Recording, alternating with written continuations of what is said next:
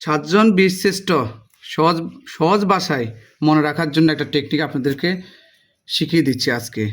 ৭,০০০ মোমানো, এটা একটা সূত্র সাতজন বীরশ্রেষ্ঠ মনে রাখার জন্য। তারিখ ৪/৭/১০/২০১৮। এখানে সাত দেওয়া আছে। আর ওয়াকার হাতে হামিদুর রহমান, বরকাত জতে জাহাঙ্গীর, রতে রুল আমিন, মৌকার মতে মুস্তফা কামাল, মতে মতিউর রহমান। তারপরে শরিয়াতে আব্দুর রউফ, দন্তানতে নূর মোহাম্মদ। তারপরে কে কোন সেক্টরে কমান্ডার ছিলেন সেই সেক্টরগুলোতে তারিখ দেওয়া হয়েছে ৪/৭/১০/২০১৮। ৪-এতে মানে হামিদুর রহমান ৪ নং সেক্টরে ছিলেন, ৭-এ জাহাঙ্গীর ৭ নং সেক্টরে ছিলেন, ১০-এ রুল আমিন ১০ নং সেক্টরে ছিলেন। তারপরে হচ্ছে ২-তে মুস্তফা কামাল ২ নং সেক্টরে ছিলেন। তারপরে হচ্ছে মতিউর রহমান কোনো সেক্টরে ছিলেন না, ০।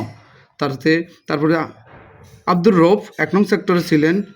তারপরে নূর মোহাম্মদ ৮ নং সেক্টরে ছিলেন।